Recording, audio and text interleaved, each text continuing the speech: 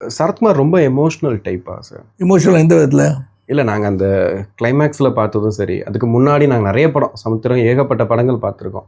அழுகிற காட்சிகளில் சரத்குமாரை பார்த்துட்டு ஆடியன்ஸ் அழுகாமல் இருக்க முடியல. அப்போ உள்ளுக்குள்ளேருந்து ஏதோ ஒன்று வருதோன்னு எங்களுக்கு ஃபீல் ஆகுது.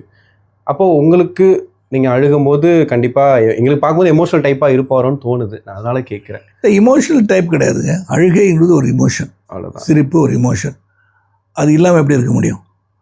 அடக்குவதற்காக அடக்கக்கூடாதுல்ல.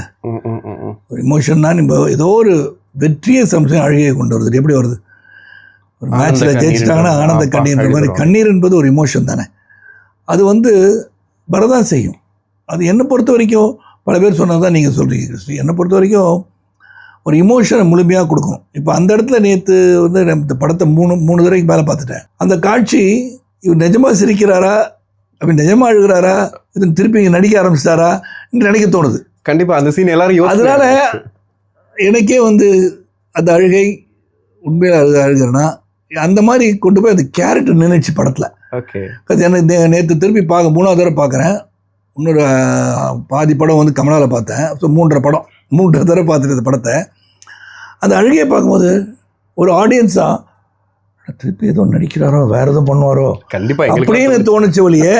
அந்த டோட்டல் இமோஷன் அழுகிறாரு, உண்மையிலே தேம்பி அழுகிறாரு, அவங்க ரொம்ப வருத்தப்படுறாருன்ற மாதிரி.